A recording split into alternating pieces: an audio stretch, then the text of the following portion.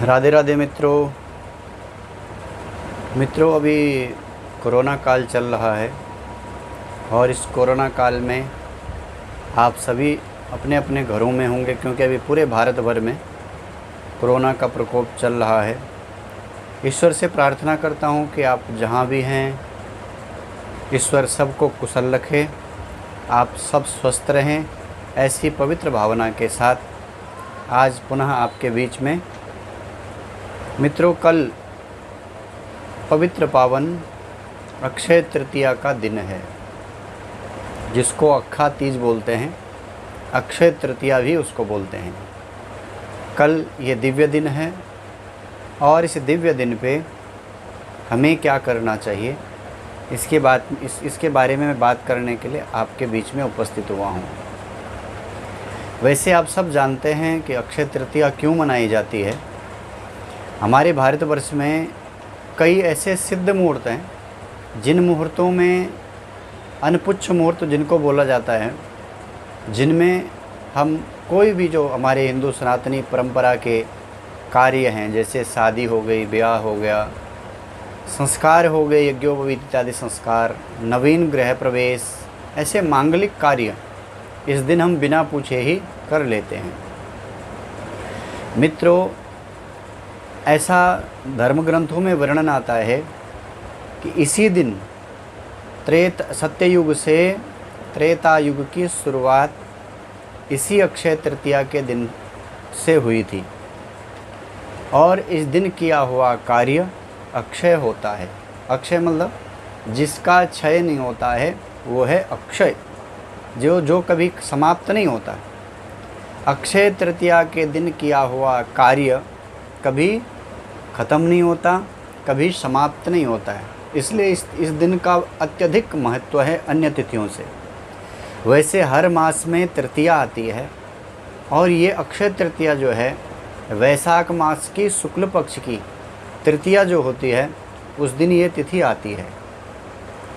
इस दिन सूर्य अपनी उच्च राशि में होते हैं और चंद्रमा भी इस दिन अपनी उच्च राशि में होते हैं। एक बहुत बड़ा महत्व है।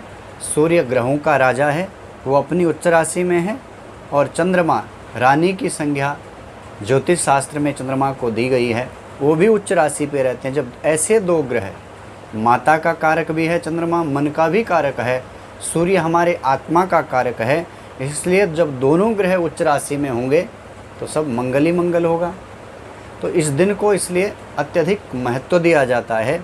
इस दिन जो भी कार्य आप करते हैं वो कार्य अक्षय होते हैं।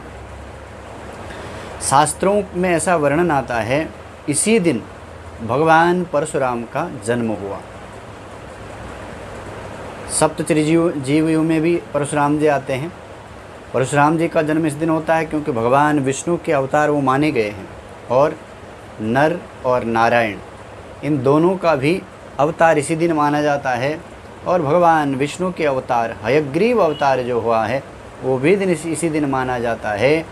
इसलिए इस दिन को विष्णु का दिन भी माना जाता है। भगवान विष्णु का दिन भी एक हिसाब से देखें कि विष्णु के जो अवतार हैं, परशुराम जी, नर नारायण और हयग्रीव, इन सब का अवतार इसी दिन हुआ है। इसलिए इस दिन का महत्व अत्यधिक बढ़ जाता है और इस दिन किया हुआ कार्य अधिक बढ़ जाता है, अधिक पुण्य देने वाला हो जाता है। बाकी हमारे धार्मिक जो कृत्य हैं, धार्मिक जो कार्य हैं, वो भी इस दिन किए जाते हैं। इस दिन विशेष करके भगवान विष्णु की आराधना का बहुत महत्व है, लक्ष्मी जी का और विष्णु जी का। अक्षय तृतीया के दिन किया हुआ विष्णु का पूजन अनंत गुना फल देता है। अक्षय तृतीया के दिन किया हुआ माँ लक्ष्मी का पूजन अनंत गुना किया जाता है। इस दिन दान का अत्यधिक महत्व है। आप सभी लोग जानते हैं, क्योंकि हमारे यहाँ पहले से ही सभी लोग, चाहे वो किसी भी प्रदेश के हैं, इस दिन दान खूब करते हैं। अक्षय तृतीया के दिन, अक्षय तृतीया के दिन किया हुआ दान अनंत गुना फल देता है। वो बहुत अत्यधिक फल देता है और उस दान का कभी नाश नहीं होता है, वो अक्षय हो जाता है। इस दिन किया हुआ जप अनंत गुना फल देता है। इस दिन किया हुआ जप अक्षय हो जाता है, इसलिए इस दिन जप जरूर करना चाहिए। अक्षय तृतीया के दिन किया हुआ पूजन अनंत गुना फल देता है और वो भी अक्षय हो जाता है, वो भी अक्षय हो जाता है। पूजन करेंगे आप, वो भी अक्षय हो जाता है, वो कोई कभी समाप्त नहीं होता है और अनंत गुना उसका फल होता है। इसलिए इस दिन किया हुआ पूजन, इस दिन किया हुआ जप, इस दिन किया हुआ दान और इस दिन किया हुआ स्नान, गंगा स्नान का बहुत महत्व होता है अक्षय तृतीया के दिन। इसलिए अभी ऐसे समय में जब कोरोना काल चल रहा है, सब अपने घरों के अंदर बंद हैं, तो दान करना थोड़ा मुश्किल काम है और गंगा स्नान भी थोड़ा मुश्किल काम है। इसलिए आप घर में ही गंगा जी का स्मरण कीजिए और दान का तो जैसे आपकी मर्ज़ी वो आप कर सकते हैं, लेकिन जप जरूर कीजिए इस दिन। पूजन आप अपने घर में कर सकते हैं। सामग्री अगर आपके पास नहीं भी है तब भी आप भगवान का पूजन कर सकते हैं, मानसिक पूजा आप कर सकते हैं। तो घर में भगवान विष्णु की आराधना जरूर कीजिए। वैसे भी ये बड़ा विकट समय चल रहा है, सारा विश्व संकट में है, हमारे देश संकट में है, हमारा गांव प्रदेश क्षेत्र सब संकट में है इस कोरोना के कारण। इसलिए भगवान विष्णु की आराधना इसमें बहुत अच्छी होगी। वैसे भी भगवान विष्णु का प्रिय दिन है, अक्षय दिन है। इस दिन किया हुआ हमारा हर कार्य अक्षय होने वाला है। तो हम भगवान से प्रार्थना करें कि ये रोग दूर हो, सब स्वस्थ हों, सब आरोग्य हों। इस दिन क्या हुआ हर चीज़ आपको अनंत गुना फल देने वाला है, अक्षय होने वाला है।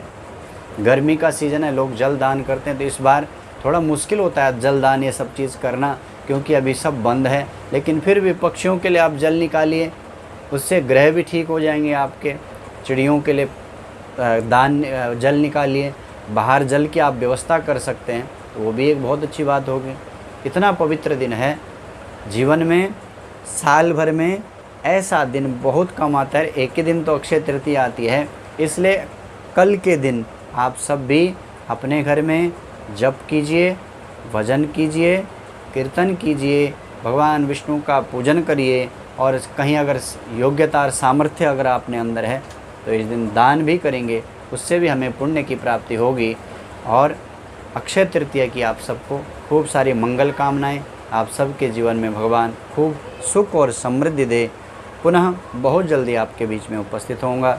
तब तक आप सभी को राधे राधे, जय श्री कृष्ण।